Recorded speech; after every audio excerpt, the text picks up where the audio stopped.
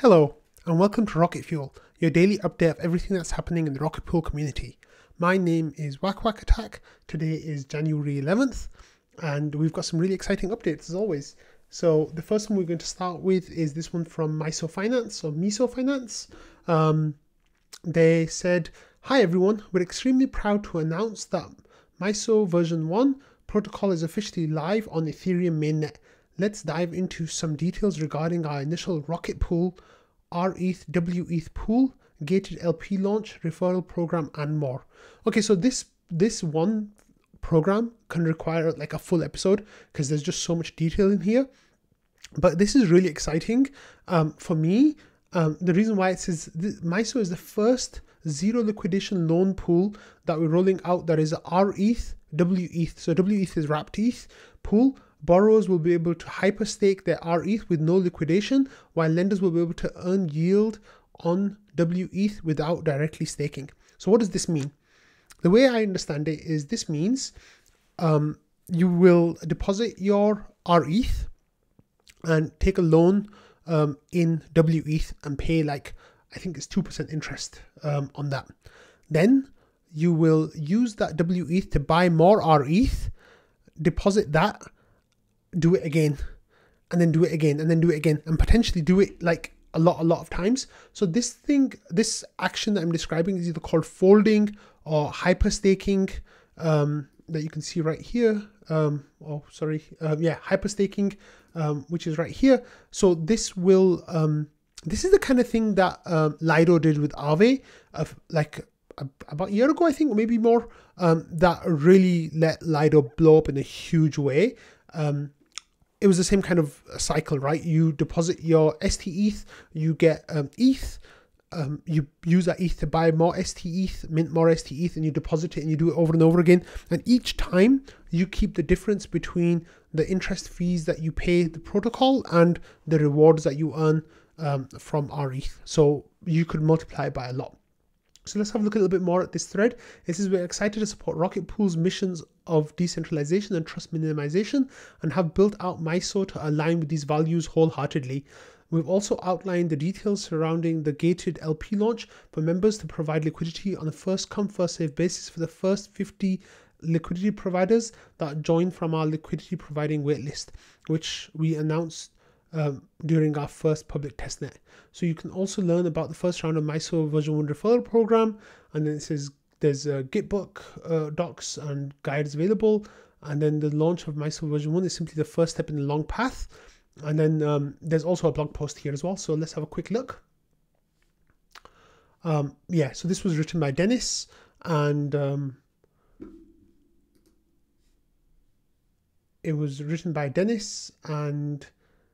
it has information about what version 1 launch will be like, and then what the initial pool structure will be like. So it says the following are the official parameters for this first pool. The collateral currency is rETH, the loan currency is wrapped ETH, the tenor is 90 days, max loan per collateral 1.01 wrapped ETH, R1 is 4% annualized, R2 2% annualized, liquidity band 1 ETH, liquidity band 2 50 wrapped ETH, minimum loan 0.1 wrapped ETH, base aggregated bucket size 100, creator fee 0.25. So I'm not a huge DeFi expert. There's people in the community who are way better at this stuff than I am, so I don't fully understand exactly how it works, but all I know is that people are excited about this, so I'm excited about it too. So it says, "To put it plainly, we believe that core values for which Rocket Pool and the community stand for, decentralization and trust minimization, Rocket Pool is probably the most decentralized liquidity program." Yeah, so they really like lean into that alignment with Rocket Pool. So it's really cool. So a few people in the community were talking about it yesterday. Phil Kez says, "Can someone tell me if this Myso thing is big or just something?" So Valdorf replied by saying, "It's the thing that helped Lido go nuts, but this version has no liquidation," which is fantastic. It depends a little on uptake and how big it is or isn't. So of course, the more people that use it, the more it can be used. It just lets you farm leveraged rETH yield. Depending on where fees lay and total LTV, etc., this may or not be the coolest thing in DeFi. A nice thing is you don't need to harvest other tokens and sell in order to farm. So it keeps it all contained. It's quite interesting. And then we also had more discussion about it from Fully Gene. I'm sorry, I don't know how to pronounce that. He says, hi, I have a question regarding the Myso Finance rETH wETH pool. I totally see the appeal from the borrower perspective, folding like Wack wrote on Twitter. So I wrote a tweet about that. But I don't quite get why a hypothetical lender would deposit wETH at the current 2% APR. I imagine APR could be higher since it's floored at 1.99%, but it would need to increase quite a bit to be better than simply staking your ETH. I'm no DeFi expert at all, so I'm probably missing something, maybe in terms of risks. If someone can explain this better to me, I would appreciate it. Thank you. So one of the things is risk. Basically, you're adding a smart contract risk, but then depositing into Myso is also adding a smart contract risk. Another thing is for some people, leaving wrapped ETH and going into rETH might be a taxable event. So, you know, the taxes you pay on that might come to years worth of yield that you might be able to get in a pool like this. So there might be some reasons, but this definitely brought up a discussion. Hippocrates wrote, valid question. Yes, risk could be one aspect. Then you take Myso risk instead of rETH risk. Another aspect could be liquidity. ETH is definitely more liquid than rETH, which might matter if your size is huge or something else I'm missing. And then Rocket Luke turned up and he said, an intelligent question, was thinking the same thing. Where are the incentives for the depositors? So it seems like there are some questions still about this protocol and how it's going to run, but it's definitely something that I think we can be moderately excited about, and hopefully if it works out well, it could be a huge bootstrap to adoption Atlas. Now this is what I'm thinking, right?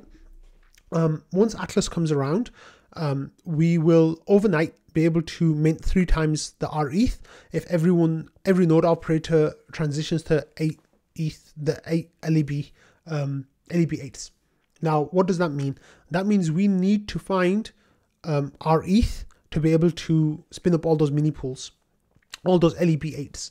Now, Myso Finance, if they let you do this over and over again, then one person with 10 ETH will be able to potentially mint 100 rETH. I'm just using numbers examples, the kind of thing that happened with Lido. So if you did it if you folded it 10 times, or looped it 10 times, whatever, hyperstaked it 10 times, you'd be able to, that 10 ETH would be able to mint 100 rETH, which would be absolutely amazing in getting that ETH into the Rocket Pool system and getting it minted and getting it out there. I think that things like that, things like Aave and other lending protocols like Maker, these kind of things will really help boost rETH minting. And the thing that we need then is for rETH to be useful in DeFi, and the more people want to use rETH, the more people will mint rETH. So this is definitely, I think, a very valuable step in that direction. And at the moment, there are still some question marks in the community. Like, I don't think we all fully understand exactly what the product is, how it works, where the risk lines are, where the incentive lines are. But maybe some questions have already been answered. I don't have that information. Please share that with me so I can share it on.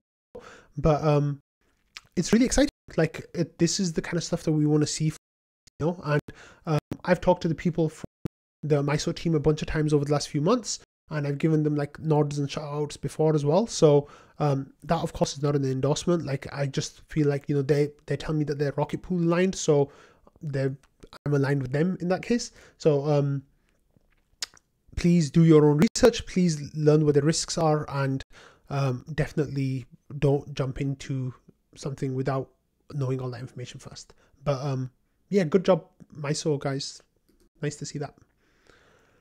Okay, next we had this information that has been happening in governance, discussions that have been taking place in governance, and I've not really talked about anything in governance for a while, so I figured it's worth dipping in there today to see what's going on. So Joe says, well, there was this post by Patches, right, about proposal for oDAO duty committees, and Joe had, like, this is a huge discussion that's been going on for days, but Joe had this information from the stand-up. So he says, okay, gents, had a brief talk in the stand-up today.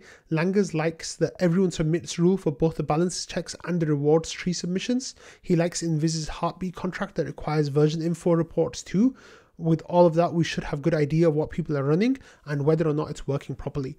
So Waldorf said this works for me. So basically the idea was that, you know, how do we know all the oDAO people are doing their jobs when we see the same 8 basically over and over again submitting their trees and submitting their reports on time, because it's a multi-sig, right? So you need 8 of them to do it. How do we know the rest of them are doing it or not? And that's the issue that happened with Etherscan, who were not live for 45 days and nobody caught that information. So Waldorf says that works for me. Very simple to understand. While gas and efficient is a business expense, does that require smart contract changes so that everyone can submit even after reaching consensus? And then Joe says yes, and Nosho says maybe you can submit a transaction that will revert. So this discussion was going on, and people were actually like quite happy with this. You know, Nosho said it would be nice, and Joe says it's better than nothing, and people were like, Fornax was saying, yeah, this is better than what we have, so I'm happy. And Fizz says, I see it as a healthy check balance by the community. And Yorick says, I prefer it in community hands for yes, kind of oversight light role of the community. So it seems like there's some ideas here that will make small changes to the oDAO that just makes it a lot more transparent about how they're working. So that's really great to see. Okay, we had this thread on Sunday from Jasper, but I wasn't able to cover it in yesterday's episode because there was just too much going on. But Jasper says, presenting thread number 2, summarizing my essay on the LSD ecosystem, you know, why rETH will flip STETH. This is now I'll break down the bullish catalyst for rETH and rocket pool growth. So the first thread covered why STETH has headwinds that it might not be able to overcome, or probably won't be able to overcome. And the next part is what he calls the orange cascade. So here he talks about bullish catalysts going pre-withdrawals, and then he talks about bullish catalysts at withdrawals, and then the orange migration with withdrawals, and then he talks about bullish catalysts that are happening post withdrawals. So there's a whole lot. So the orange future post withdrawals right here. So this is a 29 tweet thread that covers a lot of the stuff that we talked about in Launchpad that I did with Jasper last week, and also, you know, the reading that I did of his paper. All that information is in there. But for those of you who haven't read the paper, like, reading this tweet thread might be a good place to start. It's very easy to be incredibly bullish after you read this tweet thread. There's a lot of really cool bullish things happening in Rocket Pool right now. And I think that there's a reason why everyone wants to talk to Jasper right now. So that's really great, Jasper. Thanks for that. Looking forward to part 3. Okay, we don't talk about price on rocket fuel much, but like since we're so close to all-time highs, the community's kind of been talking about it a lot, so it makes sense to just cover that. So Schifrin made this poll yesterday. He says, when will RPL ETH hit a new all-time high? And the options were today, this week, leading up to Atlas, leading up to Shanghai, mid to late 2023, or never. And it seems like most people, myself included, chose option 3, which was leading up to Atlas. So I think we're in that period right now. The team are writing up a Medium article to get all the information out to the public about what is and isn't in Atlas and how that was going to impact the protocol. I think that is one of the next big bullish catalysts we have. I expect the vast majority of people in the community are going to share that post wide, and I really expect the team to really do a big marketing push around that post as well. By that time, I think we'll have a new all-time high, and leading up to Shanghai and in that period after Shanghai, you know, there might be some fluctuations, but I really feel like that's where we're going to like push on another level. So that's what I'm hoping, that's what I'm expecting in a sense, but it's really cool. So overnight we had a few buys that were coming in, and with that, Proteus says, I can feel it. Today's the day we hit 0.02. So we already hit 0.02 the other day, but as I mentioned on yesterday's episode, we didn't quite break the all-time high, which is 0.02037. So hey, I said I hope so, it would be glorious. So yeah, I think that's going to be really exciting if that happens. And then we had this tweet thread from Nali, who's talking about LSD hypes and saying, are you too late to the trade? So this article, this tweet thread, which is quite long, it was, I think, like 40 or 50 tweets long, was talking about all the different LSDs out there and spent a big chunk of time on two of them. One of them was Rocket Pool. In fact, I think about half the tweet thread was talking about Rocket Pool. So he says, and while we're already seeing explosive growth in the sector, there's two teams that I still have my eye on: Rocket Pool and Strader Labs. So decentralization is the key. Rocket Pool is the renowned winner in this category. Permissionless, decentralized rETH node operators, ETH node operators, a view that has plenty of room to grow. And then he talks about how it had a premium, the rETH had a premium, and how node operator growth and rETH growth is kind of locked, and how we're like totally unlocking that in the coming days with LEB8s.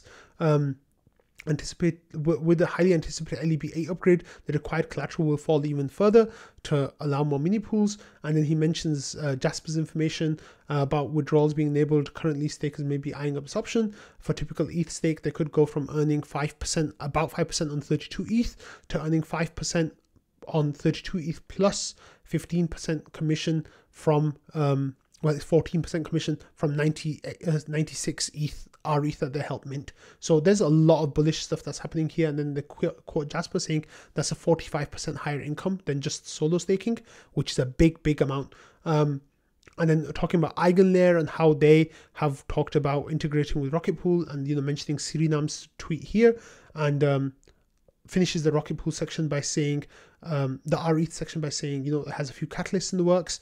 And then what does this mean for our RPL price? And then talking about how you need a higher minimum collateral going into LEBs, which is going to increase the price. This tweet here, number 28, is kind of a little bit misleading. It says RPL is also the LSD token that has seen the least growth since the new year. I think it's all about where you pick your date from. Because if you pick your date from the FTX collapse, like around November 10th or 11th, whenever that was, since that time, RPL's growth has been very strong. It's just we had our growth earlier in that period rather than now. And I think some of the competitors who had deeper falls since then are kind of catching up a little bit in these last few days. So the RPL section finishes by saying, if you're looking to continue your Rocket Pool research, this article is a must, and it's the latest article from Jasper. So that was some nice coverage that we got for RPL in Nali's tweet thread. Okay, moving on then. Joe shared some Proteus info. He was talking in trading about the Proteus as a whole, and like how he's getting like Proteus printed and all that kind of stuff happening, which is really cool to see. And then Hey Chi Me asked the question, how long does one take to build? And Joe says, one full Proteus build. And he says, yeah, or you're doing it in a line. So Joe says active or fanless, and he said both. So then Joe shares this information, ballpark for an active. So it's 13 hours to print the case and the components, 20 minutes to tap all the holes with an M3 tap, 15 minutes to make and test the front panel cable, 15 minutes to make and test the front panel PCB, 10 minutes to flash the SSD, 10 minutes to mount the SSD onto the heatsink, 30 minutes to assemble the whole thing, 10 minutes to flash the SPI firmware so it can boot from NVMe, 2-3 hours to etch the vanity plate, so like a day. So fanless, basically the same, but 3 hours to print the components instead of 13 hours, slightly less assembly time. I'm going to make 2 major changes to version 1.1 now that we know what production lining looks like, to make my life easier. So it's really cool that this whole process is being set up. Joe goes on to say about how he's going to buy some hardware to help make the process easier in the next steps.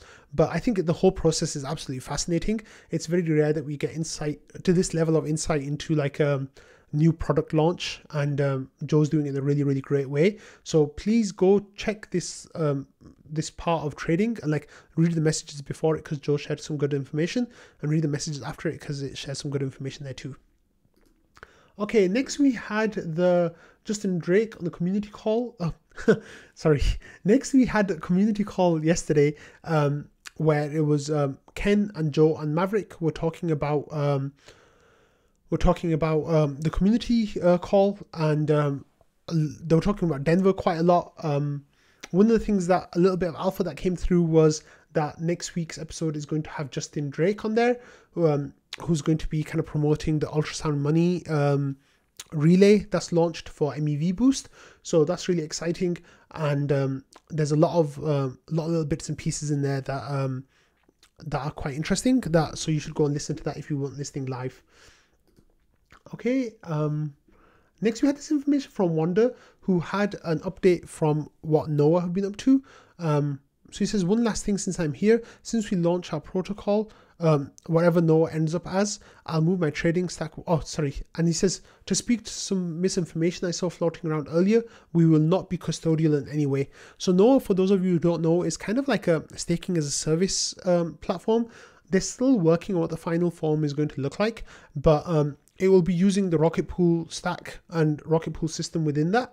And it's something that I'm very excited about, and I said I can't wait to put my RPL to work, because I've got RPL sitting around that is now ineffective. So Valdov said, are you getting rid of upgradable contracts? And Wanda says, only one thing is slated to be upgradable, the node operator whitelist, so we can eventually make it fully permissionless when forced exits, etc. come online. Fund flows are fully uncustodial. Node operators can't access money, and if we remove all node operators and only added ourselves, that would destroy the protocol for no gain on our end. And Valdov says, glad to hear it. A big change from last time I heard about Noah's efforts. And Wanda says, lots going on behind the scenes. We'll update more as things solidify more. It was never intended to be custodial though. Don't know where people got that idea. Withdrawal address for node operators was also always supposed to be immutable. And Valdov says, last interaction I had was around Rocket Pool's oDAO being able to upgrade contracts, and instead Noah felt they needed to retain that ability. This allowed them to reroute all funds entirely by changing the withdrawal flow post facto. I brought up the concern at the time. Wanda said, we need the ability to upgrade the whitelist. Others are not necessary from what I can tell at this time.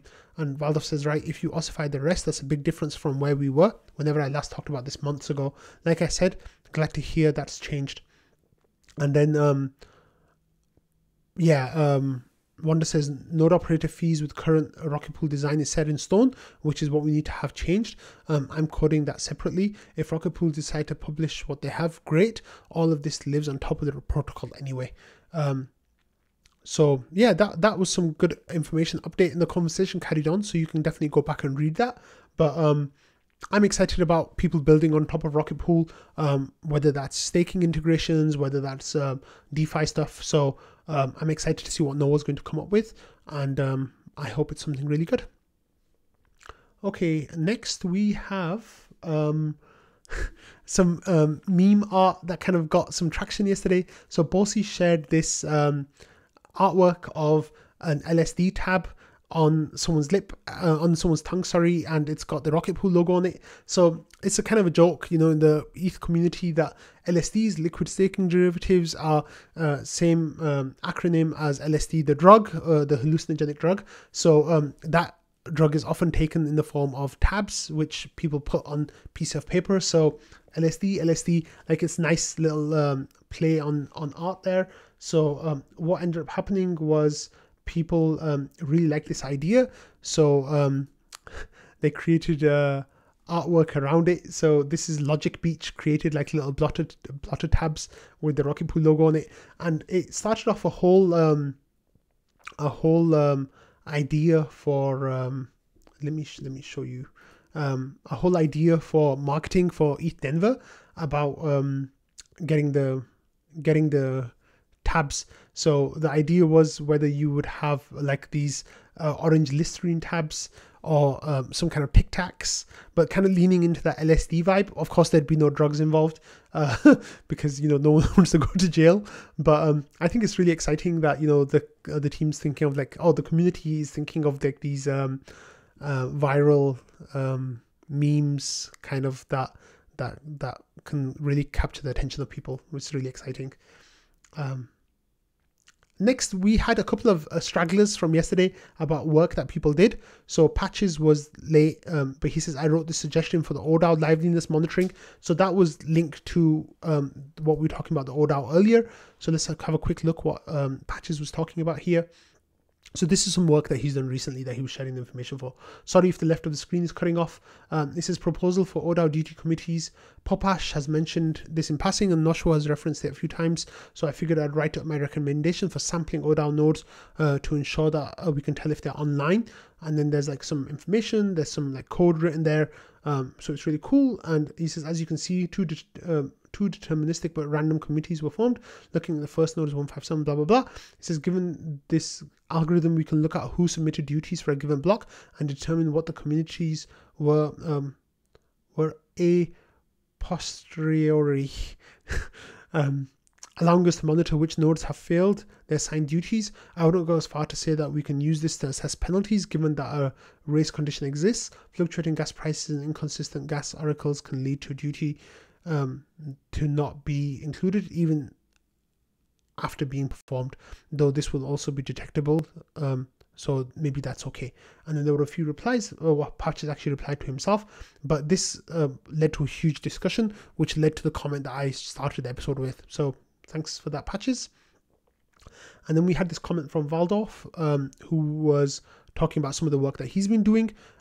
He says, I'll go with the initial draft on self-limiting. So I said, do you have a link? So he shared this information with me. I should have opened this beforehand, but let's see where it takes us. He says, I drafted a thing, and then there's a GitHub. So it's an RPIP draft, and it's already had 196 messages on there. So this is self-limiting early draft thread. And if you have a look at the GitHub, oh, it says that it's not there. So let me, I'm not sure where that went, but that's cool that Waldorf is working on that. A lot of people have been sharing ideas about what that might look like. So thanks for working on this stuff, guys. On that note, I'm going to end today's episode. So I hope you all have a lovely week ahead. He is hoping we see some all-time highs, but when that comes, I'm sure it's going to be exciting for all of us. So